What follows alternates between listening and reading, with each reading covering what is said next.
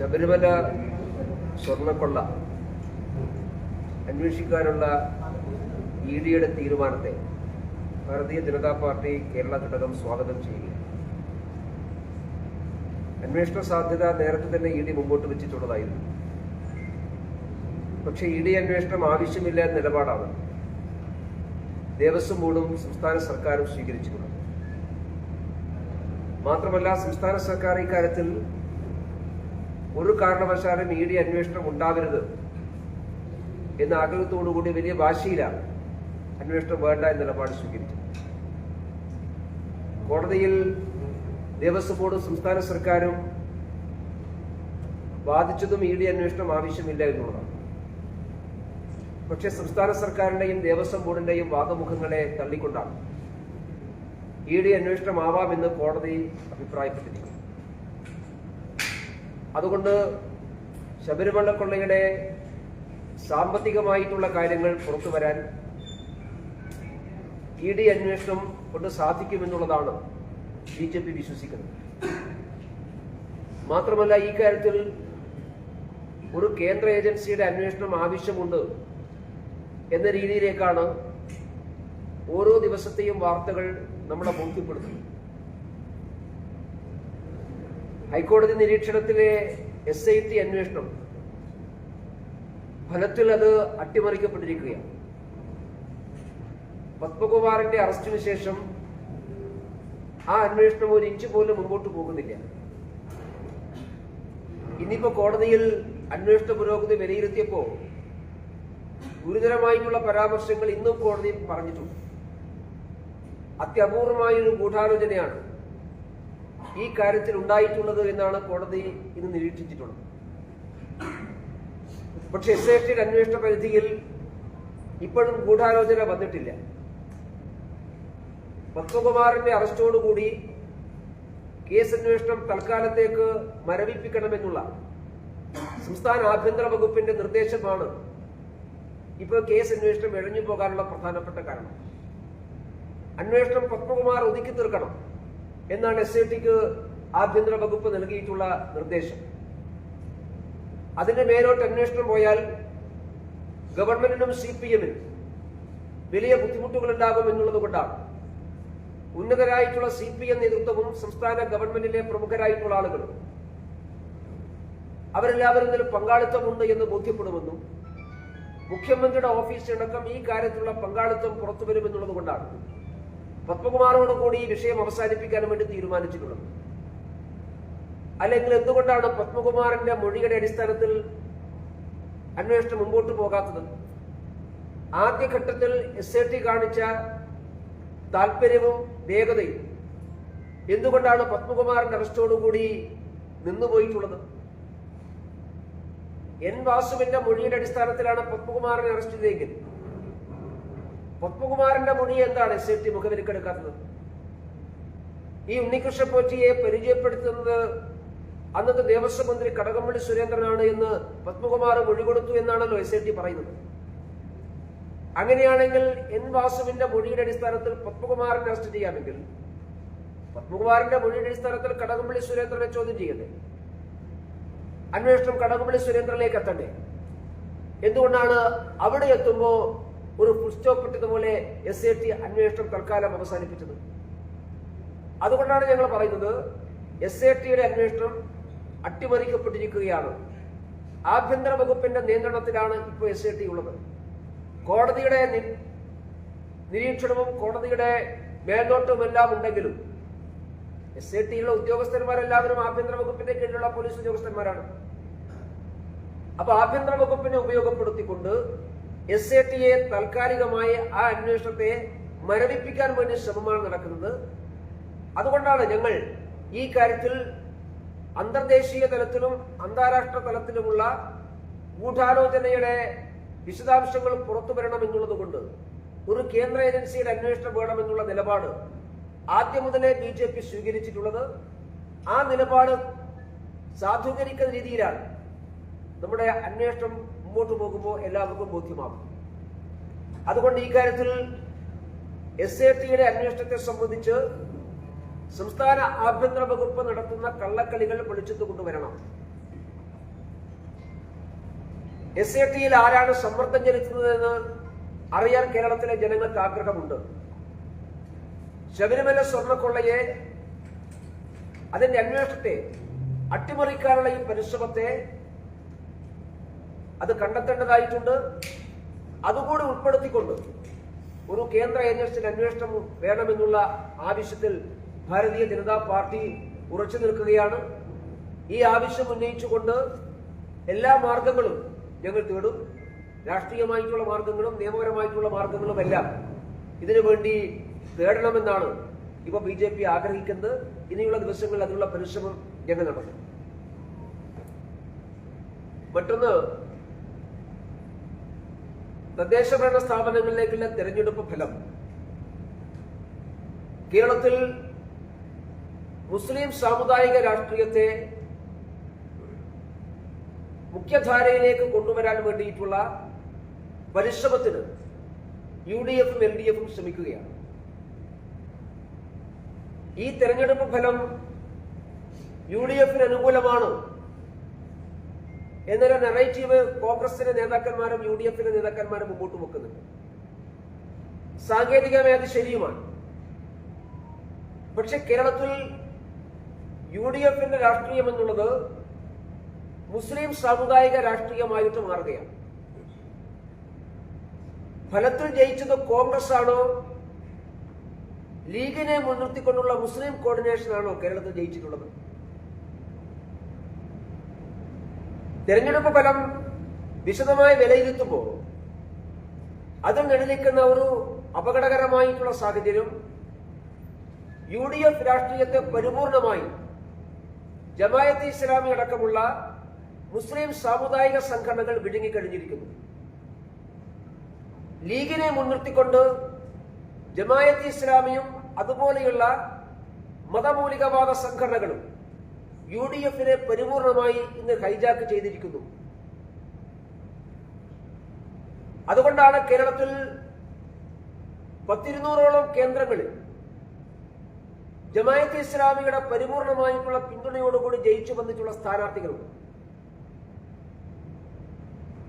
ആ സ്ഥാനാർത്ഥികൾക്കൊന്നും കൃത്യമായിട്ടുള്ള രാഷ്ട്രീയ പശ്ചാത്തലമൊന്നുമില്ല. അതെല്ലാം ജമാഅത്തെ ഇസ്ലാമിയുടെ നോമിനികളാണ്. ചില ആളുകളൊക്കെ ലീഗ് ലേബൽ മത്സരിച്ചിട്ടുണ്ടാവാം.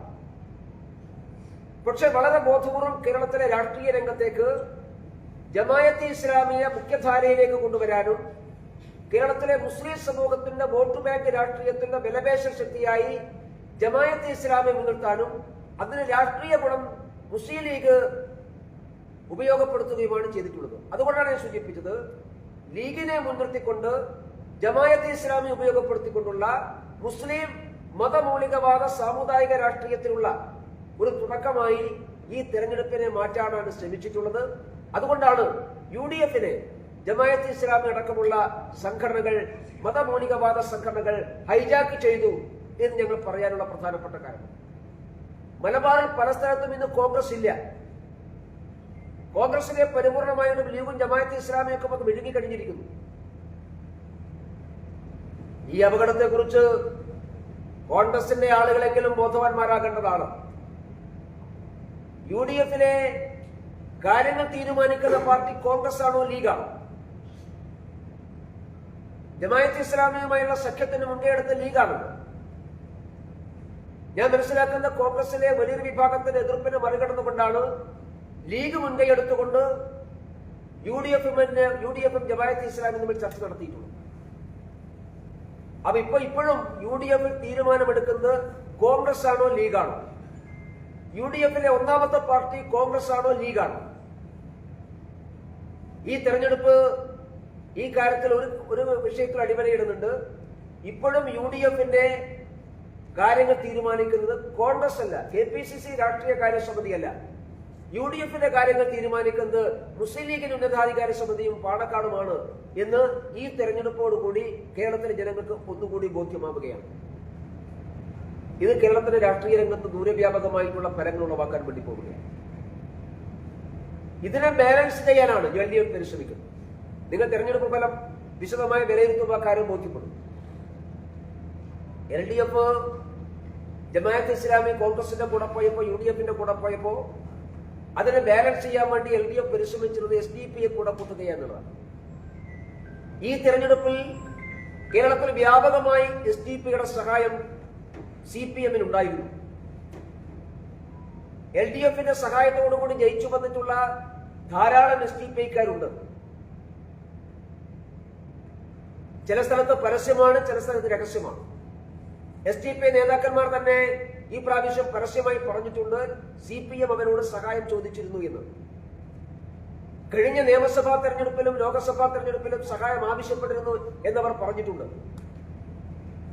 ഇനി അടുത്ത നിയമസഭാ തെരഞ്ഞെടുപ്പ് വരുമ്പോ SDP ഒരു ഘടകകക്ഷിയായി CPM കൂടെ കൂട്ടിയാൽ, LDFന്റെ ഒരു ഘടകകക്ഷിയായി SDP ചേർത്താൽ അതുപോലും അത്ഭുതപ്പെടേണ്ട കാര്യമില്ല. അപ്പൊ കേരളത്തിൽ മുസ്ലിം സാമുദായിക രാഷ്ട്രീയത്തെയും മുസ്ലിം തീവ്രവാദ രാഷ്ട്രീയത്തെയും മുൻനിർത്തിക്കൊണ്ട് രാഷ്ട്രീയ കേരളത്തെ മതപരമായി പങ്കിട്ടെടുക്കാൻ വേണ്ടിയിട്ടുള്ള പരിശ്രമമാണ് കോൺഗ്രസ് നടത്തിയിട്ടുള്ളത്, CPM നടത്തിയിട്ടുള്ളത്. അതിന്റെ ഒരു ടെസ്റ്റ് ഡോസ് ആയിരുന്നു, റിഹേഴ്സൽ ആയിരുന്നു ഈ തദ്ദേശ ഭരണ സ്ഥാപനങ്ങളിലേക്കുള്ള തെരഞ്ഞെടുപ്പ്. ഇത് കേരളത്തിന്റെ രാഷ്ട്രീയ രംഗത്ത് അപകടകരമായിട്ടുള്ള ധ്രുവീകരണം ഉണ്ടാക്കും, അപകടകരമായിട്ടുള്ള ഫലങ്ങൾ ഉളവാക്കും. അതുകൊണ്ട് തെരഞ്ഞെടുപ്പ് രാഷ്ട്രീയത്തിൽ സംഘടിത മതവിഭാഗത്തിന്റെ വോട്ടിനു വേണ്ടി സാമുദായിക ശക്തികളെയും മതമൗലികവാദ ശക്തികളെയും തീവ്രവാദ ശക്തികളെയും പ്രോത്സാഹിപ്പിക്കുന്ന സമീപനത്തിൽ നിന്ന് കോൺഗ്രസും CPM-ഉം വിട്ടുനിൽക്കണം, അതൊരു അവസാനിപ്പിക്കണം. അല്ലെങ്കിൽ കേരളം ഈ മത സാമുദായിക തീവ്രവാദ സംഘടനകളുടെ നിയന്ത്രണത്തിലാകുമെന്ന അപകടകരമായിട്ടുള്ള ഒരു കാര്യം കേരളത്തിലെ മുഖ്യധാര രാഷ്ട്രീയ പാർട്ടികളെ BJP ഓർമ്മപ്പെടുത്തുകയാണ്. ഈ കാര്യത്തിൽ CPM കോൺഗ്രസും നിലപാട് പുനഃപരിശോധിക്കണമെന്ന് BJP ആവശ്യപ്പെടുകയാണ്.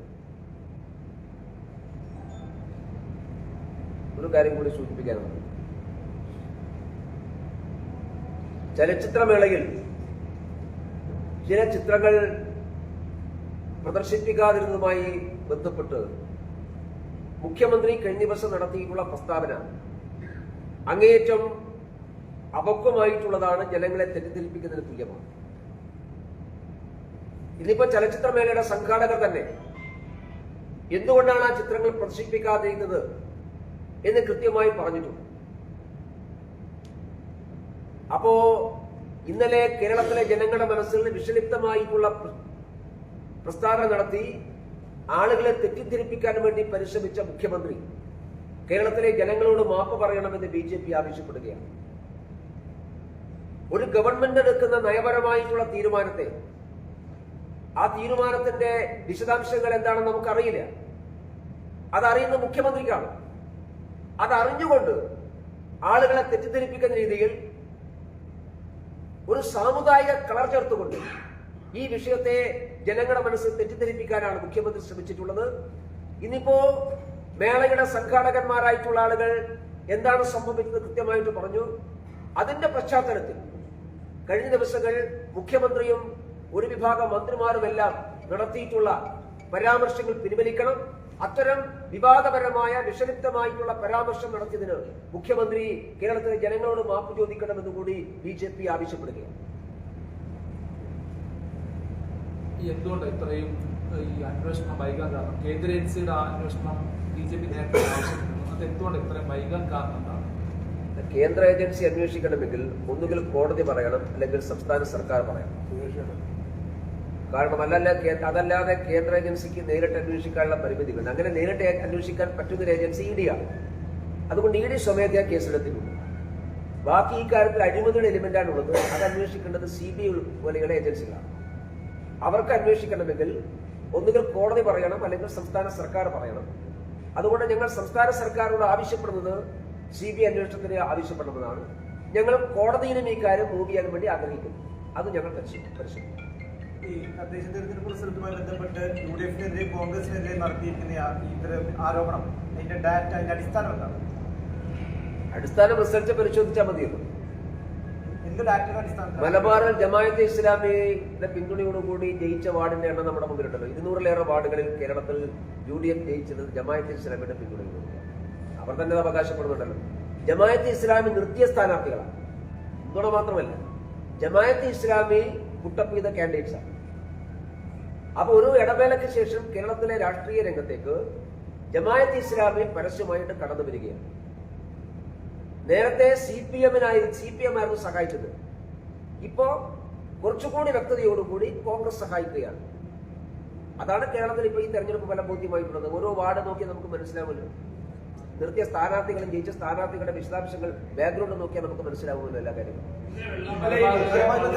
അതുമായി ബന്ധപ്പെട്ട ചോദ്യം കൂടി, അതായത് ഈ ഇപ്പൊ നേരത്തെ പറഞ്ഞു ജമാഅത്ത് ഇസ്ലാമിയുടെ പിന്തുണ, ഇതുമായി ബന്ധപ്പെട്ട് തെരഞ്ഞെടുപ്പ് പ്രചരണ വേളയിൽ തന്നെ പലതരത്തിലുള്ള വിവാദങ്ങളും ഇത്തരത്തിലുള്ള ആരോപണങ്ങളും ഉയർത്തിയിരുന്നു. അപ്പോൾ തന്നെ UDF നേതൃത്വവുമായി ബന്ധപ്പെട്ട് കോൺഗ്രസ് നേതൃത്വം വ്യക്തത വരുത്തിയിരുന്നു, ജമാഅത്ത് ഇസ്ലാമിയുമായി ഒരു വെൽഫെയർ പാർട്ടിയുമായി ഒരു തരത്തിലുമുള്ള സഹകരണം ഇല്ല, പക്ഷെ ആരുടെ വോട്ട് കിട്ടിയാലും സ്വീകരിക്കും എന്നുള്ളതാണ് നയമെന്ന് പത്രസമ്മേളനത്തിൽ പറയുന്നല്ലോ ഫീൽഡിലെ യാഥാർത്ഥ്യം. നമ്മളെല്ലാവരും തെരഞ്ഞെടുപ്പ് രംഗത്ത് ഫീൽഡിലുള്ളതാണ്. മത്സരിച്ച സ്ഥാനാർത്ഥികളെ നമുക്കറിയാം. ജമാഅത്ത് ഇസ്ലാമി എന്ത് ചെയ്യുന്നു അറിയാം. ജമാഅത്ത് ഇസ്ലാമിയുടെ സ്ഥാനാർത്ഥികളെ അറിയാം. അവർ ജയിച്ചു എന്ന് നമുക്കറിയാം. ഒരു ജമാഅത്ത് ഇസ്ലാമി പുട്ടപ്പ് ചെയ്യുന്ന സ്ഥാനാർത്ഥികൾ അവർ മത്സരിക്കുന്നു. അവർ UDFന്റെ സഹായത്തോടുകൂടി ജയിക്കുന്നു. UDF സ്ഥാനാർത്ഥിക്ക് വേണ്ടി ജമാഅത്ത് ഇസ്ലാമി പരസ്യമായി രംഗത്തിറങ്ങുന്നു. ഇതാണല്ലോ ബാധകം. ആകെയുള്ള വ്യത്യാസം UDFന്റെ ഘടകകക്ഷിയായിട്ട് ജമാഅത്ത് ഇസ്ലാമി മാറിയിട്ടില്ല എന്നേ. അത് ലീഗിനെ മുൻനിർത്തിക്കൊണ്ടാണ്. അത് വളരെ കൗശലപൂർവ്വമായിട്ടുള്ള ശ്രമമാണ്. ഞാൻ പറഞ്ഞല്ലോ, കേരളത്തിൽ ഇപ്രാവശ്യം ശ്രമിക്കുന്നത് ഇതിനു വേണ്ടിയിട്ടുള്ളതാണ്. ജമാഅത്ത് ഇസ്ലാമി പറഞ്ഞു നിൽക്കുകയും മുസ്ലിം ലീഗിനെ മുൻനിർത്തുകയും ഒരു മുസ്ലിം കോർഡിനേഷൻ ഉണ്ടാക്കുകയും അങ്ങനെ കേരളത്തിൽ സാമുദായികമായിട്ടുള്ള സമുദ്രിതാവസ്ഥ നഷ്ടപ്പെടുത്താനുള്ള ശ്രമമാണ് നടത്തിയിട്ടുള്ളത്. അതിന്റെ ധാരാളം ഉദാഹരണങ്ങൾ കേരളത്തിൽ ഈ തെരഞ്ഞെടുപ്പ് ഫലത്തോടുകൂടി പുറത്തു വന്നിട്ടുണ്ട്. ഈ മലബാറില് ഈ UDF അനുകൂലമായിട്ടുള്ള ഒരു മുസ്ലിം ഏകീകരണം അല്ലെങ്കിൽ മുസ്ലിം വോട്ടുകളുടെ ഏകീകരണം സംഭവിച്ചിട്ടുണ്ട് എന്ന് പറയപ്പെടുന്നുണ്ട്.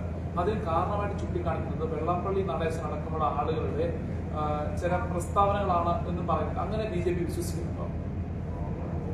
ആരുടെയെങ്കിലും പ്രസ്താവന കൊണ്ട് ഏകീകരണത്തിന് വിധേയമാക്കുന്ന ഒരു സമൂഹമാണോ കേരളത്തില് മുസ്ലിം സമൂഹം എന്ന് ഞാൻ വിശ്വസിക്കുന്നില്ല. മുസ്ലിം ഏകീകരണത്തിലുള്ള ബോധപൂർവമായ ശ്രമം ഉണ്ടായിട്ടുണ്ട്, അത് സത്യമാണ്.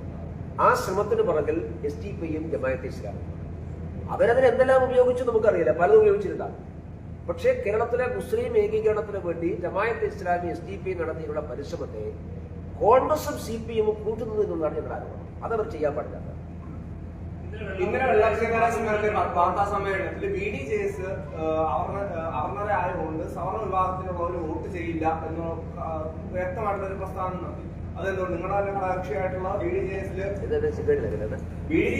വിഭാഗം ഇടതുപക്ഷത്തോടൊപ്പം പോകാൻ ആഗ്രഹം പ്രകടിപ്പിക്കുന്നു, മറ്റൊരു വിഭാഗം BJPയോട് പോകാൻ നിൽക്കുന്നു എന്നുമാണ് ഇന്നലെ വെള്ളാപ്പള്ളി നടേശൻ മാധ്യമങ്ങളോട് പറഞ്ഞത്. BDJSന്റെ NDAയുമായുള്ള ചില അസ്വാരസ്യങ്ങളും സീറ്റ് വിഭജനവുമായി ബന്ധപ്പെട്ട അസ്വാരസ്യങ്ങൾ നേരത്തെ തദ്ദേശ തെരഞ്ഞെടുപ്പിന് മുന്നേ തന്നെ ചർച്ചയായതാണ്. അപ്പോ ഈ വെള്ളാപ്പള്ളി നടേശന്റെ തന്നെ ഇടതുപക്ഷത്തോടുള്ള ഒരു ആഭിമുഖ്യം യഥാർത്ഥത്തിൽ BDJSനും NDAയ്ക്കും ഇടയിൽ ഒരു പ്രശ്നമാകും. വെള്ളാപ്പള്ളി നടേശനല്ലല്ലോ BDJSന്റെ പ്രസിഡന്റ്. BDJSന്റെ പ്രസിഡന്റ് തുഷാർ വെള്ളാപ്പള്ളി. വെള്ളാപ്പള്ളി നടേശൻ SNDP യോഗത്തിന്റെ ജനറൽ സെക്രട്ടറി. ഈ തെരഞ്ഞെടുപ്പിൽ NDAക്ക് വേണ്ടി എന്റെ ഏറ്റവും വലിയ ക്യാമ്പയിൻ നടത്തിയ തുഷാർ വെള്ളാപ്പള്ളിയാണ്. തിരുവനന്തപുരം മുതൽ എല്ലാ ജില്ലകളിലും യാത്ര ചെയ്തിട്ടുള്ള വ്യക്തിയാണ് തുഷാർ വെള്ളാപ്പള്ളി. BJPയുടെ സംസ്ഥാന പ്രസിഡന്റ് യാത്ര ചെയ്തതിനേക്കാൾ കൂടുതൽ ഈ തെരഞ്ഞെടുപ്പിൽ NDAക്ക് വേണ്ടി ക്യാമ്പയിനിങ് നടത്തിയ തുഷാർ വെള്ളാപ്പള്ളിയാണ്. തെരഞ്ഞെടുപ്പ് ഫലത്തിൽ പ്രതിഫലിക്കുന്നത് വിശദമായി പരിശോധിക്കേണ്ടതാണ്. ഞാൻ പറഞ്ഞ അസ്വാരസ്യത്തിന്റെ കാര്യമാണ്. BJPയിൽ തൃപ്തരാണ്. ഞങ്ങൾക്ക് അഭിപ്രായ വ്യത്യാസമുണ്ട്.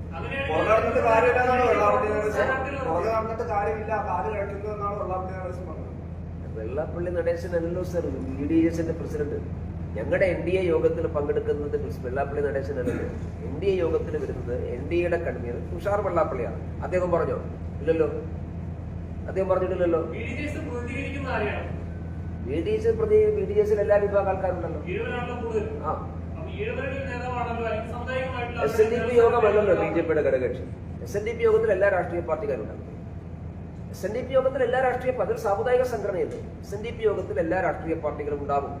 SNDP യോഗത്തിന്റെ ജനറൽ സെക്രട്ടറി പറയുന്ന സമയത്ത് എല്ലാ വിഭാഗത്തെയും ബാധിക്കുന്ന കാര്യങ്ങളാണ്.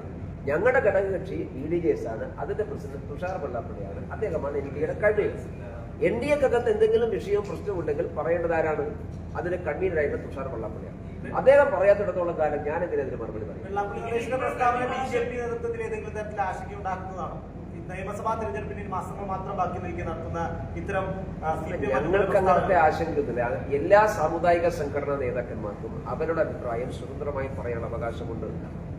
ഞങ്ങൾ വെള്ളാപ്പള്ളി നടേശനെ കാണുന്നത് കേരളത്തിലെ ഏറ്റവും വലിയ സാമുദായിക സംഘടനയുടെ ജനറൽ സെക്രട്ടറി ആയിട്ടാണ്. അദ്ദേഹം പറയുന്ന പ്രസ്താവനകളിൽ ഞങ്ങൾക്ക് എന്തെങ്കിലും പ്രയാസമുണ്ടെങ്കിൽ ഞങ്ങൾ അദ്ദേഹത്തോട് സംസാരിക്കും. അദ്ദേഹം ആർക്കെങ്കിലും ഏതെങ്കിലും ഒരു വിഭാഗത്തിന് വേണ്ടി സംസാരിക്കുന്ന വ്യക്തിയല്ലല്ലോ SNDP ജനറൽ സെക്രട്ടറി. ഇങ്ങനെ വരുമ്പോഴാണ് കഴിഞ്ഞ തദ്ദേശ തെരഞ്ഞെടുപ്പിൽ പോലും മുന്നണിക്ക് പുറത്തു നിന്ന് BDJS സ്ഥാനാർത്ഥികൾ സ്വതന്ത്രമായി സ്ഥാനാർത്ഥി അങ്ങനെ നിർത്താതിരിക്കുവാൻ വേണ്ടി അല്ലെങ്കിൽ നല്ലൊരു എംപിക്ക് വേണ്ടിയിട്ടുള്ള ചർച്ചകൾ BJP നടത്തിയും സംസ്ഥാന അധ്യക്ഷൻ തന്നെ നേരിട്ടെത്തി നടത്തിയും. പക്ഷെ അതിനുശേഷം അവർ ആ സ്ഥാനാർത്ഥികൾ വിജയിച്ചില്ല. അവർ തെരഞ്ഞെടുപ്പിനെ അഭിമുഖീകരിക്കുകയാണ് ചെയ്തത്. അപ്പൊ ഒരു പ്രശ്നമില്ലെങ്കിൽ അല്ല, അതൊക്കെ മുന്നണിക്കകത്ത് സൗഹൃദ മത്സരം ഉണ്ടാവും. നിങ്ങൾ മനസ്സിലാക്കേണ്ട ഒരു കാര്യം, ഈ തെരഞ്ഞെടുപ്പിൽ സ്ഥാനാർത്ഥി നിർണയം പൂർത്തിയാക്കി എല്ലാത്തിനും ശേഷം ഞങ്ങളുടെ തെരഞ്ഞെടുപ്പ് ക്യാമ്പയിനിങ്ങിന്റെ ലീഡർഷിപ്പ് ആരായിരുന്നു? ഞങ്ങളുടെ തെരഞ്ഞെടുപ്പ് ക്യാമ്പയിനിന്റെ ലീഡർഷിപ്പ് NDAയുടെ ചെയർമാനായിട്ടുള്ള രാജീവ് ചന്ദ്രശേഖരും അതിന്റെ കൺവീനർ തുഷാർ വെള്ളാപ്പള്ളിയും അവർ ഒരുമിച്ചാണ് എല്ലാ ജില്ലകളും യാത്ര ചെയ്തിട്ടുള്ളത്. ഏറ്റവും കൂടുതൽ ജില്ലകളിൽ പരിപാടി പങ്കെടുക്കുന്ന തുഷാർ വെള്ളാപ്പള്ളിയാണ്. പിന്നെ നിങ്ങൾ പറയുന്ന അസ്വാരസ്യത്തിന് പ്രസക്തിയാണ്. നേതാക്കൾക്കിടയിലുള്ള ഈ ഒത്തൊരുമയൊന്നും താഴെത്തട്ടിലേക്ക് ഉണ്ടാകുന്നില്ല എന്നാണ് അണികൾക്കിടയിലുള്ള സംസാരമാണ് പൊതുവെ കേൾക്കുന്നത്. അതെ, ഞങ്ങൾക്ക് അഭിപ്രായം ഏത് അണികൾക്കാണ് അഭിപ്രായം എനിക്കറിയും. നമ്മളൊരു അണിയാണല്ലോ. NDA BDJS ഒരു വിഭാഗം അതൃപ്തിയിലാണ് എന്നുള്ളതാണ് വെള്ളാപ്പള്ളി നടേശന്റെ പ്രസ്താവനയുടെ ആകത്തുക. അത് അംഗീകരിക്കുന്നുണ്ടോ? രണ്ട് വിഭാഗം NDAയിലെ BDJS ഒരു വിഭാഗം CPM, അതായത് ആ പാർട്ടിയുമായി മുന്നോട്ട് പോകാൻ തയ്യാറാകാതെ CPM-മായി സഹകരിക്കാൻ തയ്യാറാണ് എന്നുള്ളത് അതൃപ്തിയിലാണ് എന്നുള്ളതാണ് NDAയിൽ BDJS ഒരു വിഭാഗം. ഞാൻ മനസ്സിലാക്കിയത്തോളം BDJS ഒരു വിഭാഗമുണ്ട്. അത് തുഷാർ വെള്ളാപ്പള്ളി പ്രസിഡന്റാണ്. അതിൽ വേറൊരു വിഭാഗം ഉണ്ടോ എന്ന് എന്നോട് ചോദിച്ചാൽ എനിക്ക് പറയാൻ പറ്റില്ല. അത് നിങ്ങൾ തുഷാർ വെള്ളാപ്പള്ളിയോട് ചോദിച്ചു. ഞാൻ മനസ്സിലാക്കിയത്തോളം അങ്ങനെ രണ്ട് വിഭാഗത്തിലില്ല, ഒരു വിഭാഗമുണ്ട്. ആ വിഭാഗം തുഷാർ വെള്ളാപ്പള്ളി പ്രസിഡന്റായ BDJS ആണ്. അത് NDAയുടെ കൂടെയാണ്. അവർക്ക് അതൃപ്തിയിലില്ല. അതൃപ്തിയുണ്ടെങ്കിൽ ക്യാമ്പയിൻ നടത്തൂല്ലല്ലോ. ഞങ്ങൾ ഒരുമിച്ചല്ലേ മത്സരിച്ചത്. ഇന്ന് രാവിലെ KC വേണുഗോപാൽ ഒരു ആരോപണം വെച്ചു. കോൺഗ്രസ്സുകാർ പൊതുവെ പറയുന്ന ഒരു ആരോപണമാണ്. അതായത് BJPയും മുഖ്യമന്ത്രിയും തമ്മിലൊരു ഡീലുണ്ട്. അതിന്റെ ഏറ്റവും വലിയ തെളിവാണ് ഏറ്റവും ഒടുവിൽ നടന്ന ഈ നമ്മുടെ വൈസ് ചാൻസലർ നിയമനവുമായി ബന്ധപ്പെട്ട ചർച്ച. മുഖ്യമന്ത്രി ഗവർണർ തമ്മിൽ ചർച്ച ഉണ്ടായി. അങ്ങനെ ഒരു ഡീല് എന്തെങ്കിലും ഉണ്ടോ? ഒരു സംസ്ഥാനത്തിന്റെ മുഖ്യമന്ത്രിയും ഗവർണറും ചർച്ച ചെയ്യുന്ന ഡീലിന്റെ അടിസ്ഥാനത്തിൽ അങ്ങനെയാണെങ്കിൽ കോൺഗ്രസ് ഭരിക്കുന്ന സംസ്ഥാനങ്ങളിൽ അവിടുത്തെ ഗവർണറായിട്ട് മുഖ്യമന്ത്രി ചർച്ച നടത്തുന്നുണ്ട്. കർണാടക ഗവർണറായിട്ട് സിദ്ധരാമയ്യ ചർച്ച നടത്തിയ ഡീലാണ്. ഈ KC വേണുഗോപാലൊക്കെ 10 കൊല്ലം പ്രതിപക്ഷത്തിരുന്നപ്പോൾ സ്ഥലജല വിഭ്രാന്തിയാണ്. അതിന്റെ കാര്യമാണ്. അധികാരം നഷ്ടപ്പെട്ടു പോകുമ്പോൾ അസ്വസ്ഥതയാണ്. പറയുന്നൊരു സാമാന്യ യുക്തിയും ബോധവുമുണ്ട്. ഡീൽ ആര് തമ്മിലാണ്? ഡീല് കേരളത്തിൽ CPM കോൺഗ്രസ് തമ്മിലാണ് ഞങ്ങളെ തോൽപ്പിക്കാൻ. എത്ര സ്ഥലത്താണ് ഇവർ കൂടിച്ചേർന്ന് ഞങ്ങളെ തോൽപ്പിച്ചിട്ടുള്ളത്? കേരളത്തിലെ ഏതാണ്ട് 3000-ലേറെ വാർഡുകളിൽ ഞങ്ങൾ നിങ്ങൾക്ക് ഡാറ്റ തരാം. 3000-ലേറെ വാർഡുകൾ കേരളത്തിൽ BJPയെ തോൽപ്പിക്കാൻ, NDAയെ തോൽപ്പിക്കാൻ വേണ്ടി കോൺഗ്രസ് CPM-നും CPM കോൺഗ്രസിന് വോട്ട് പറിച്ചു കൊടുത്തിട്ടുണ്ട്. രണ്ട് പ്രധാനപ്പെട്ട രാഷ്ട്രീയ പാർട്ടികൾ ഒരു നാണവുമില്ലാതെ BJPയെ തോൽപ്പിക്കാൻ വേണ്ടി വോട്ട് പറിച്ചു കൊടുത്തവരാണ്. അവർ തമ്മിലാണ് ഡീല്. ഈ ആലപ്പുഴ ജില്ലയിൽ ഞങ്ങളെ തോൽപ്പിക്കാൻ വേണ്ടി എത്ര സ്ഥലത്ത് CPM കോൺഗ്രസിനെ സഹായിച്ചിട്ടുണ്ട്, കോൺഗ്രസ് CPM-നെ സഹായിച്ചിട്ടുണ്ട്? നിങ്ങൾക്ക് അതിനെ അന്വേഷിച്ച് അറിയാമല്ലോ. എന്നിട്ട് പരസ്യമായിട്ട് BJPയെ തോൽപ്പിക്കാൻ ഡീൽ ഉണ്ടാക്കിയിട്ട് പുറത്തു വന്ന് പറയുക. അപ്പൊ KC വേണുഗോപാൽ സ്വന്തം ആലപ്പുഴ ജില്ലയിലെ കാര്യം മാത്രം നോക്കിയാൽ മതി, ആര് തമ്മിൽ ഡീലെന്ന് മനസ്സിലായി. അതിൽ KC വേണുഗോപാൽ എടുത്തു പറഞ്ഞ മറ്റൊരു കാര്യം, ആദ്യം ഗവർണർ തള്ളി പറഞ്ഞ നിയമിക്കാതിരുന്ന ആളെ തന്നെ പിന്നീട് മുഖ്യമന്ത്രിയുമായി ചർച്ചയ്ക്ക് ശേഷം PC ആക്കുന്നു എന്നുള്ളതാണ്. ആദ്യം ഇല്ലാത്ത എന്ത് യോഗ്യതയാണ് ഈ ചർച്ചയ്ക്ക് ശേഷം ഗവർണർക്ക് കണ്ടെത്താൻ കഴിഞ്ഞത് എന്നുള്ളതാണ്. അത് ഗവർണറല്ലേ ചോദിക്കുന്നത്. എനിക്ക് യോഗ്യത അറിയില്ല എന്നുള്ളതാണ്. അത്തരം യോഗ്യത പിന്നീട് വരുന്നതും ചർച്ചയ്ക്ക് ശേഷം നിയമിക്കുന്നതും ഒരു ഡീലിന്റെ ഭാഗമാണ്. അത് 4 കാര്യങ്ങൾ എടുത്തു പറഞ്ഞാണ് KC വേണുഗോപാൽ എന്ന് അത് പറഞ്ഞത്. ഒന്നാമത്തെ വിഷയം ദേശീയപാതയുമായി ബന്ധപ്പെട്ട്, രണ്ടാമത്തെ കാര്യം ലേബർ കോഡുമായി ബന്ധപ്പെട്ട്, മൂന്നാമത്തെ കാര്യം PM ശ്രീയുമായി ബന്ധപ്പെട്ട്, നാലാമത്തെ കാര്യം ഏറ്റവും ഒടുവില്ല കേരളത്തിലെ യൂണിവേഴ്സിറ്റികളുമായി ബന്ധപ്പെട്ട്. അപ്പൊ ഈ കോൺഗ്രസ് ഭരിക്കുന്ന സംസ്ഥാനങ്ങളിൽ PSC നടപ്പിലാക്കിയത് ഡീലിന്റെ അടിസ്ഥാനത്തിൽ. ഈ KC വേണുഗോപാൽ വിചാരിക്കുന്നത് ഈ രാജ്യത്തെ ജനങ്ങളുടെ പൊട്ടന്മാരാണ്. കോൺഗ്രസ് ഭരിക്കുന്ന സംസ്ഥാനങ്ങളിൽ PMC നടപ്പിലാക്കിയിട്ടുണ്ട്. അത് ഡീലാണോ? വേണുഗോപാൽ പറയട്ടെ. ലേബർ കോഡിനെ കോൺഗ്രസ് ഗവൺമെന്റുകൾ അനുകൂലിച്ചിരുന്നുണ്ടല്ലോ, ഡീലാണോ? അപ്പൊ ഇതൊക്കെ ആളുകളെ ഡീൽ എന്നുള്ളത് കോൺഗ്രസും CPM ഞാൻ പറഞ്ഞല്ലോ, അവർ ഒരു മുന്നണിയുടെ ഭാഗമാണ്. അവർക്ക് എന്തെങ്കിലും പ്രശ്നമുണ്ടെങ്കിൽ അവർ ഇന്ത്യ മുന്നണിയിൽ ചർച്ച ചെയ്യട്ടെ. KC വേണുഗോപാലും MA ബേബിയും മാസത്തിൽ ഒരു പ്രാവശ്യം ഒരുമിച്ചിരിക്കുന്നുണ്ടല്ലോ. ഇതൊക്കെ അവിടെ ചർച്ച ചെയ്ത് പരിഹാരം ഉണ്ടാക്കിയാൽ പോരെ. അത് അവിടെ പരിഹരിക്കാത്ത ഒരു മുന്നണിയുടെ ഭാഗമാണ്, അവരെ പരിഹരിച്ചോട്ടെ. ഞങ്ങൾക്ക് ഗവർണർ എടുക്കുന്ന തീരുമാനങ്ങൾ BJPക്ക് റോളൊന്നുമില്ല. ഗവർണറും മുഖ്യമന്ത്രിയും ഒരു സംസ്ഥാനത്തിന്റെ ഭരണത്തലവന്മാരാണ്. അവർ നല്ല രീതിയിലുള്ള അഭിപ്രായ സമന്വയത്തോടു കൂടി പോകണമെന്നുള്ള അഭിപ്രായമാണ് ഞങ്ങൾക്കുള്ളത്. ഈ പാലക്കാട് അടക്കമുള്ള നഗരസഭകളിലെ BJP അധികാരത്തിൽ നിന്ന് ഒഴിവാക്കാൻ മുസ്ലിം ലീഗിന്റെ നേതൃത്വത്തിൽ അതാണല്ലോ ഞാൻ നേരത്തെ പറഞ്ഞത്. ജനവിധി അട്ടിമറിക്കാൻ വേണ്ടി കോൺഗ്രസും CPM ഒരുമിക്കുകയാണ്. പ്രാദേശിക ഭരണസമിതികൾ സാധാരണ ഏറ്റവും കൂടുതൽ സീറ്റുകൾ കിട്ടിയിട്ടുള്ള പാർട്ടിയും മുന്നണിയും ഭരിക്കുക എന്നുള്ളതാണ് സാമാന്യമായിട്ടുള്ള രീതി. അതില് നമ്മുടെ സാധാരണ നിലക്ക് നമ്മുടെ നിയമസഭയിലോ ലോകസഭയിലോ ചെയ്യുന്നത് പോലെ ഭൂരിപക്ഷം തെളിയിക്കേണ്ട ആവശ്യമൊന്നും പ്രാദേശിക ഭരണസമിതിയിൽ പഞ്ചായത്ത് രാജ് നഗരപാലിക നിയമം അനുസരിച്ചില്ല. ആ നിയമത്തിൽ ഏറ്റവും കൂടുതൽ സീറ്റ് കിട്ടിയിട്ടുള്ള, ഏറ്റവും കൂടുതൽ വോട്ട് കിട്ടിയിട്ടുള്ള ആളുകൾ സ്വാഭാവികമായിട്ടും ചെയർമാനും മേയറൊക്കെയാവും. അത് ഏറ്റവും സീറ്റ് BJPക്ക് കിട്ടുമ്പോൾ അതിനെ അട്ടിമറിക്കാൻ വേണ്ടി CPM കോൺഗ്രസും ഒരുമിക്കാൻ വേണ്ടി പോകുന്നു എന്നുള്ളത് ജനവിധി അട്ടിമറിക്കാനുള്ള ശ്രമമാണ്. അതാണ് ഇപ്പൊ കേരളത്തിലുള്ളത്. BJP ഒരു കാരണവശാലും വാർഡിൽ ഞങ്ങളെ തോൽപ്പിക്കാൻ നോക്കി, അത് അതിജീവിച്ച് ഞങ്ങൾ ജയിച്ചു വന്നു. ഇപ്പൊ മേലെ എത്തിയപ്പോൾ അവിടെയും തോൽപ്പിക്കാൻ വേണ്ടി ശ്രമിക്കുകയാണ്. അത് നടക്കട്ടെ. തിരുവനന്തപുരത്ത് മേയറെ എന്ന് പ്രഖ്യാപിക്കും എന്നുള്ളതാണ്. 26-ാം തീയതി ഇലക്ഷൻ ഉണ്ട്. അതിന് പ്രഖ്യാപിക്കും. പ്രഖ്യാപിക്കും. പല പേരുകളും സജീവമായുണ്ട്. പ്രധാനമന്ത്രി എത്തുമെന്ന് കേൾക്കുന്നു. തിരുവനന്തപുരത്ത് മേയർ സ്ഥാനത്തുന്നു. അത് ഈ 40 ദിവസത്തിനുള്ളിൽ അത് വരും. പ്രധാനമന്ത്രി വരും. കാരണം പ്രധാനമന്ത്രിക്ക് തിരുവനന്തപുരത്തെ കൂടെ നല്ല താല്പര്യമുണ്ടല്ലോ. അതൊരു ഈ തെരഞ്ഞെടുപ്പിന് ശേഷം നമ്മൾ ഒരു കണക്കെടുത്തോ എത്ര ശതമാനം വോട്ട് നമുക്ക് വർധനമുണ്ടായിട്ടുണ്ട്, അത്തരത്തിലുള്ള കണക്കുകൾ എടുത്തു കഴിഞ്ഞു. ഞങ്ങൾക്ക് 2025 അപേക്ഷിച്ച് നല്ല വർധനമുണ്ടായി. ഞങ്ങളുടെ വോട്ടിംഗ് പെർസെന്റേജ് വർദ്ധിച്ചിട്ടുണ്ട്, സീറ്റുകൾ എണ്ണം വർദ്ധിച്ചിട്ടുണ്ട്. അതുപോലെ തന്നെ ഞങ്ങള് ചെറിയ വോട്ടുകൾക്ക് തോറ്റിട്ടുള്ള ഒരു 50 വോട്ടിന് താഴെ തോറ്റുള്ള ധാരാളം വാർഡുകളുണ്ട്. CPM കോൺഗ്രസും ഒരുമിച്ച് ഞങ്ങളെ തോൽപ്പിച്ചിട്ടുള്ള വാർഡുകളുണ്ട്. അപ്പൊ ഞങ്ങൾ ഈ തെരഞ്ഞെടുപ്പ് ഫലത്തെ പോസിറ്റീവായിട്ടാണ് കാണുന്നത്. ഒന്ന്, കേരളത്തിൽ ഭാവിയിൽ രൂപം കൊള്ളാൻ വേണ്ടി പോകുന്ന ഒരു സഖ്യമാണ് ഇന്ത്യ സഖ്യം. ഇപ്പോ അതിന് ആശയപരമായിട്ടുള്ള യോജിപ്പുകൾ അവിടെയും ഇവിടെയും ഒക്കെയാണ് ഉള്ളത്. പക്ഷെ അടുത്ത നിയമസഭാ തെരഞ്ഞെടുപ്പ് മുതൽ കേരളത്തിൽ ഇന്ത്യ സഖ്യം പരസ്യമായിട്ട് ഒരു പ്ലാറ്റ്ഫോമിൽ മത്സരിക്കുമെന്ന് ഞങ്ങൾക്ക് നല്ല ദൂരക്കാഴ്ചയുണ്ട്. അങ്ങനെ ഭാവിയിൽ രൂപപ്പെടാൻ വേണ്ടി പോകുന്ന ഇന്ത്യ സഖ്യത്തെയും മറികടക്കാൻ ഞങ്ങൾക്ക് സാധിക്കും എന്ന് ഈ പ്രാവശ്യം ഒരുപാട് വാർഡുകൾ ഞങ്ങൾ തെളിയിച്ചിട്ടുണ്ട്. ഒരുപാട് വാർഡുകളിൽ CPM കോൺഗ്രസും ഒരുമിച്ച് നിന്നും ഞങ്ങൾ അവരെ ഓവർകം ചെയ്ത് ജയിച്ചിട്ടുണ്ട്. അതൊരു കോൺഫിഡൻസ് ആണ് ഞങ്ങൾക്ക്. ആ കോൺഫിഡൻസിന്റെ അടിസ്ഥാനത്തിലാണ് ഞങ്ങൾ ഇനിയുള്ള നിയമസഭാ തെരഞ്ഞെടുപ്പിന് വേണ്ടിയുള്ള തയ്യാറെടുപ്പുകൾ ഞങ്ങൾ നടത്താൻ. ഈ 18% കഴിഞ്ഞ പാർലമെന്റ് തെരഞ്ഞെടുപ്പ് കിട്ടിയതാണ്. പാർലമെന്റ് തെരഞ്ഞെടുപ്പിന്റെ പാറ്റേണും പ്രാദേശിക തെരഞ്ഞെടുപ്പിന്റെ പാറ്റേണും പ്രാദേശിക തെരഞ്ഞെടുപ്പിനെ കഴിഞ്ഞ പ്രാദേശിക തെരഞ്ഞെടുപ്പുമായിട്ടാണ് നമ്മൾ താരതമ്യം. അതെപ്പോഴും അങ്ങനെയാണ്. നിയമസഭയെ നിയമസഭയുമായിട്ടും പാർലമെന്റിനെ പാർലമെന്റായിട്ടും പ്രാദേശിക തെരഞ്ഞെടുപ്പിനെ പ്രാദേശിക തെരഞ്ഞെടുപ്പുമായിട്ടാണ് താരതമ്യം. പ്രതീക്ഷിച്ച മുന്നേറ്റം ഉണ്ടായിട്ടുണ്ടോ? പ്രതീക്ഷിച്ച മുന്നേറ്റം എന്ന് പറഞ്ഞാൽ ഞങ്ങൾക്ക് കുറെ കൂടി ജയിക്കണം എന്നൊക്കെ ആഗ്രഹം ഉണ്ടായിരുന്നു. അതുകൊണ്ട് കാര്യമില്ലല്ലോ. പക്ഷെ കഴിഞ്ഞ പ്രാവശ്യത്തെക്കാൾ ഞങ്ങൾ വളരെ ബഹുദൂരം മുമ്പോട്ട് പോയി. ഞങ്ങൾ ആഗ്രഹിച്ചതുപോലെ കേരളത്തിൽ എല്ലായിടത്തും BJPയുടെ പ്രസൻസ് ഈ പ്രാവശ്യം ഉണ്ടായി. നിരവധി മുനിസിപ്പാലിറ്റികൾ, കേരളത്തിലെ 10-14ഓളം മുനിസിപ്പാലിറ്റികളിൽ BJP ഡിസൈഡിംഗ് ഫാക്ടർ. ഞങ്ങളില്ലാതെ ആർക്കും ഒന്നും ചെയ്യാൻ വേണ്ടി സാധിക്കില്ല.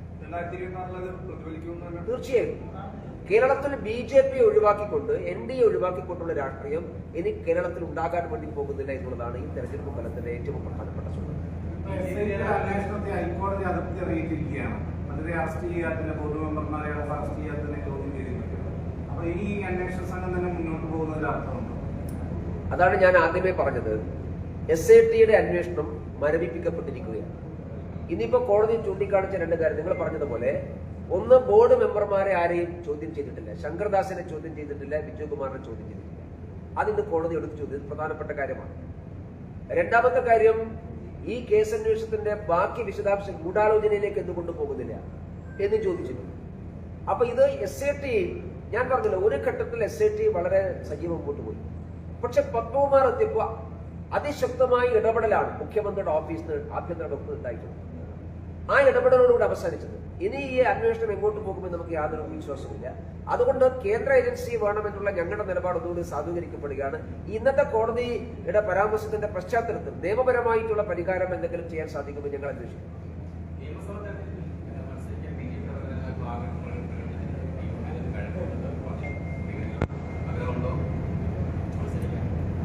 ആഗ്രഹിക്കണ്ടേ? പിന്നെ എല്ലാ BJP നേതാക്കന്മാരും ആഗ്രഹിക്കും. നിയമസഭയിൽ പിന്നെ BJP നേതാക്കന്മാർ ആഗ്രഹിക്കാതെ എങ്ങനെ മത്സരിക്കുക? ഇപ്പം BJP ഞാനോ ആഗ്രഹം ഞാൻ നിങ്ങളോട് പറയുന്നില്ല, ഞാൻ പറയേണ്ട സ്ഥലത്ത് പറഞ്ഞോ. നഗരസഭയിൽ BJP ഉണ്ടായ വലിയൊരു മുന്നേറ്റം രണ്ട് മുന്നണിയിലെ ഏറെക്കാലമായിട്ട് എൽഡിഎഫിൽ വലിയ അപമാനം ഉണ്ടായിരുന്ന ഒരു നഗരസഭയാണ്. അപ്പോൾ ഈ തിരുവനന്തപുരത്തിന് ശേഷം അല്ലെങ്കിൽ പാലക്കാട് തൃശ്ശൂരിനൊക്കെ ശേഷം മധ്യകാലത്തിൽ കുറച്ചുകൂടി കൺട്രേറ്റ് ചെയ്യുകയാണ് BJP സാധിക്കുന്നത്. അപ്പോൾ യഥാർത്ഥത്തിൽ നേരത്തെ എൽഡിഎഫിന്റെ ഭാഗമായിട്ടുണ്ടായിരുന്ന പ്രത്യേകിച്ച് ജില്ലാ സെക്രട്ടറി അടക്കം ഉയർത്തിയ ഒരു ആരോപണം എന്ന് പറഞ്ഞാൽ മറ്റിടങ്ങളിൽ നിന്ന് വോട്ടേഴ്സിനെ അവിടെ നേരത്തെ കൊണ്ടുപോയി താമസിപ്പിക്കുകയും അതായത് വോട്ട് ചൊല്ലി ആരോപണം എന്ന് പറയാൻ തക്ക വിധത്തിലുള്ള ഒരു ആരോപണം അതെ എഫ് സെക്രട്ടറി അടക്കം അല്ലെങ്കിൽ PC സെക്രട്ടറി അടക്കം പറഞ്ഞിരുന്നു. അപ്പൊ സതീഷ് അടക്കം അത് ഉന്നയിക്കുകയും ചെയ്തിട്ടുണ്ടാണ്. BJPക്ക് നേരെയുള്ള ഒരു ആക്രമണമായിട്ടാണ് അത് ഉന്നയിച്ചത്. അല്ല സുഹൃത്തെ, ഞാൻ തൃപ്പൂണിത്തുറ മുനിസിപ്പാലിറ്റി LDF ഭരിച്ചുകൊണ്ട് മുനിസിപ്പാലിറ്റി അവിടെ വോട്ടർ പട്ടികയിൽ പേര് ചേർക്കുന്ന സമയത്ത് വെളിയിൽ നിന്ന് ആളെ കൊണ്ടുവന്ന് വോട്ട് ചേർക്കുന്ന സമയത്ത് ഇവർ കണ്ടില്ല. ഇവർ ആ സമയത്ത് എന്ത് ചെയ്യുന്നു? ആ സമയത്ത് പരാതി കൊടുത്താൽ അതിന് ഡിലീറ്റ് ചെയ്യുന്നു. വെറുതെ ആൾക്കാർക്ക് ബോധ്യപ്പെടാത്ത കാര്യങ്ങൾ പറയുകയാണ്. പ്രാദേശിക തെരഞ്ഞെടുപ്പിൽ എല്ലാ സ്ഥലത്തും തെരഞ്ഞെടുപ്പ് നടക്കുകയാണ്. പിന്നെ ആരെ വെളിയിൽ നിന്ന് കൊണ്ടുവരാനാണ്? വെളിയിൽ നിന്ന് കൊണ്ടുവന്നിട്ടുണ്ടെങ്കിൽ അവർ ഡിലീറ്റ് ചെയ്യണമായിരുന്നു. ഞങ്ങളായിരുന്നു വെളിയിൽ നിന്ന് കൊണ്ടുവന്നത്. സമാനമായ കാര്യം പാലക്കാട് സംഭവിച്ചിട്ടുണ്ട്. വോട്ടർ പട്ടികയിൽ പേര് സമാനമായ കാര്യം പാലക്കാട് നഗരസഭയിലും എവിടെ വെളിയിൽ നിന്ന് കൊണ്ടുവന്നു? പാലക്കാട് നഗരസഭയിൽ മൊത്തത്തില് വോട്ട് ചേർത്തു എന്ന് പറയുന്ന ഒരാൾ വോട്ട് ചേർക്കില്ലേ? ജോലിക്ക് സമാനമായിട്ടുള്ള രീതിയിലുള്ള വോട്ട് ചേർക്കൽ, വോട്ട് ജോലി. ഈ വോട്ട് ജോലി എന്ന് പറഞ്ഞാൽ എന്താണ്? എനിക്ക് മനസ്സിലാകുന്നു. എന്തായി വോട്ട് ജോലി? ആ രാഹുൽ ഗാന്ധി ഉത്തരം പറഞ്ഞിട്ടില്ല. എന്താണ് വോട്ട് ജോലി? വോട്ട് ചേർക്കലാണോ വോട്ട് ജോലി? ആളുകൾ വോട്ട് ചെയ്യലാണോ വോട്ട് ജോലി? എന്താണ് വോട്ട് ജോലി? വെട്ടിമാറ്റൽ പ്രൂഫില്ലാത്ത വെട്ടിമാറ്റും.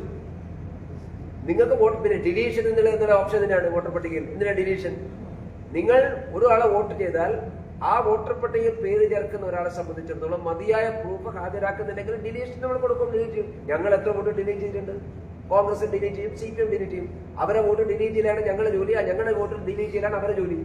ഞങ്ങൾ ജോലി വൃത്തിയായി ചെയ്യും. കോൺഗ്രസ് ആ ജോലി CPM ചെയ്യുന്നത് ഞങ്ങളെ കുറ്റപ്പെടുത്തേണ്ട കാര്യം. അത് BJP കുറ്റപ്പെടുത്തിയാണ്. പ്രതീക്ഷിച്ച ഒരു വിജയം BJP ഉണ്ടായില്ല എന്നൊരു പൊതുവായിട്ടുള്ള വിലയിരുത്തൽ. തൃശ്ശൂരിൽ ശരിക്കും ഈ സുരേഷ് ഗോപിയുടെ ഒരു ഓറയൊന്നും BJPക്ക് വേണ്ട രീതിയിൽ ഗുണം ചെയ്തില്ല എന്നാണ് രാഷ്ട്രീയ പ്രശ്നം ഉണ്ടാവുന്നത്. അല്ല, തൃശ്ശൂരില് കഴിഞ്ഞ പ്രാദേശിക തെരഞ്ഞെടുപ്പിനേക്കാൾ BJP മുമ്പോട്ട് പോയിട്ടുണ്ട്. അത് കോർപ്പറേഷനിൽ മുമ്പോട്ട് പോയിട്ടുണ്ട്. ഞങ്ങളവിടെ 8 സീറ്റുകൾ ജയിക്കുകയും 8 സീറ്റിൽ ചെറിയ ബൂത്തിനാണ് ഞങ്ങൾ പരാജയപ്പെട്ടു പോയിട്ടുള്ളത്. തൃശ്ശൂർ ജില്ലയിൽ തന്നെ തൃശ്ശൂർ കോർപ്പറേഷന് പുറത്ത് പഞ്ചായത്തുകൾ CPM കോൺഗ്രസും ഒരുമിച്ച് നിന്നിട്ടാണ് ഞങ്ങൾക്ക് 4 പഞ്ചായത്തിന്റെ ഭരണം ഞങ്ങൾക്ക് നഷ്ടപ്പെട്ടത്. ചെറിയ വ്യത്യാസം, ഒരു സീറ്റിനൊക്കെ തന്നെ. ചില സ്ഥലത്ത് ടാലിയാണ്. അത് CPM കോൺഗ്രസും ഒരുമിച്ച് നിന്നിട്ടാണ്.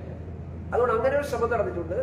പക്ഷേ ഞങ്ങൾക്ക് കഴിഞ്ഞ പാർലമെന്റ് തെരഞ്ഞെടുപ്പിൽ കിട്ടിയിട്ടുള്ള ഒരു ഹൈപ്പ് ഇപ്രാവശ്യം എന്തായാലും കിട്ടില്ലല്ലോ, എല്ലാവർക്കും അറിയാം. ഞങ്ങളും പ്രതീക്ഷിച്ചിട്ടില്ല. പാർലമെന്റ് തെരഞ്ഞെടുപ്പിന് ഒരു പാറ്റേൺ അല്ല നിയമസഭാ പ്രാദേശിക തെരഞ്ഞെടുപ്പിലുണ്ടാകുന്നത്. അപ്പൊ അത് ഓവർകം ചെയ്യാൻ ഞങ്ങൾ പരിശ്രമിക്കും. നിയമസഭാ തെരഞ്ഞെടുപ്പ് ആവശ്യത്തിന് ഞങ്ങൾ ശ്രമിക്കും. തൃശ്ശൂർ കേന്ദ്രീകരിച്ച് പ്രാദേശികമായി സുരേഷ് ഗോപിയുടെ നേതൃത്വത്തിൽ വലിയ പ്രചരണം നടത്തിയത് കലിന്ത് സംവാദങ്ങളൊക്കെ വളരെ താഴെത്തട്ടിൽ പ്രാദേശികമായി നടത്തിയ പരിപാടികളാണ്. ഈ തദ്ദേശ തെരഞ്ഞെടുപ്പ് മുന്നിൽ കണ്ടു തന്നെയായിരുന്നു അത്തരം പരിപാടികൾ ഉണ്ടായിരുന്നത്. അപ്പോൾ അത്തരം വ്യക്തിപ്രഭാവം, സുരേഷ് ഗോപിയുടെ വ്യക്തിപ്രഭാവം, ഒപ്പം തന്നെ ഈ താഴെത്തട്ടിൽ നടത്തിയ പ്രചരണവും അത് വിജയിച്ചില്ല എന്നുള്ളതാണോ തൃശ്ശൂരിൽ ഉണ്ടായ ഒരു വളർച്ച, പ്രതീക്ഷ വളർച്ച ഉണ്ടാകുന്നല്ലോ മത്സരിച്ചു? അല്ല, അദ്ദേഹത്തിന് വ്യക്തിപ്രഭാവം ഉണ്ടാവുമല്ലോ. വ്യക്തിപ്രഭാവം അദ്ദേഹം മത്സരിക്കപ്പെടുന്നില്ല. ഈ കലിന്ത് സംവാദങ്ങൾ എന്ന് പറയുമ്പോൾ ഉള്ളിലൊക്കെ വെച്ച് നടന്ന കലിന്ത് സംവാദങ്ങൾ ശരിക്കും BJPക്ക് തിരിച്ചു കൊടുക്കുന്ന സ്ഥിതിവിശേഷം വലിയ ഉണ്ടായിരുന്നു. പലരും എടുത്തും ഈ സുരേഷ് ഗോപിയുടെ ഒരു പെരുമാറ്റം ജനങ്ങളോടുള്ള മറ്റ് രാഷ്ട്രീയ നേതാക്കളെ വെച്ച് അപേക്ഷിക്കുമ്പോൾ കുറച്ച് വ്യത്യസ്തമാണെന്ന് ഇതുവരെയുള്ള എല്ലാം മനസ്സിലായിട്ടുള്ള. അത് നിങ്ങൾ കൊടുക്കുന്ന ഒരു നെറേറ്റീവാണ്. ഈ സുരേഷ് ഗോപി എന്ത് ചെയ്താലും അതിലൊരു ദുഷ്ടലാക്കി കാണലാണല്ലോ കേരളത്തിൽ. സുരേഷ് ഗോപിയെ നിങ്ങൾക്ക് എല്ലാവർക്കും അറിയാം. പക്ഷെ അദ്ദേഹം എന്തെങ്കിലും എന്ന് പറഞ്ഞാൽ അതിന് ദുഷ്ടലാക്കി കണ്ട് അതിനെങ്ങനെ വക്രീകരിക്കാം എന്നുള്ളതാണ് ശ്രമിക്കുന്നത്. ഇതിപ്പോ കുറെ നാളെ നമ്മൾ കാണുകയാണ്. ഇപ്പൊ അത് കേട്ട് കേരളത്തിലെ ആളുകൾക്ക് പരിചിതമായി. സുരേഷ് ഗോപിക്ക് തൃശ്ശൂരിനെ സംബന്ധിച്ചിടത്തോളം തൃശ്ശൂർ ജനങ്ങൾ സുരേഷ് ഗോപിയുടെ കൂടെയാണ് ഇപ്പോൾ. അതടുത്ത പ്രാവശ്യം പാർലമെന്റ് തെരഞ്ഞെടുപ്പ് കഴിയുമ്പോൾ നിങ്ങൾക്ക് കാണുന്നത്. പാർലമെന്റ് തെരഞ്ഞെടുപ്പ് വേറെ, പഞ്ചായത്ത് തെരഞ്ഞെടുപ്പ് വേറെ, രണ്ടാണ്. ഓക്കെ, സന്തോഷം.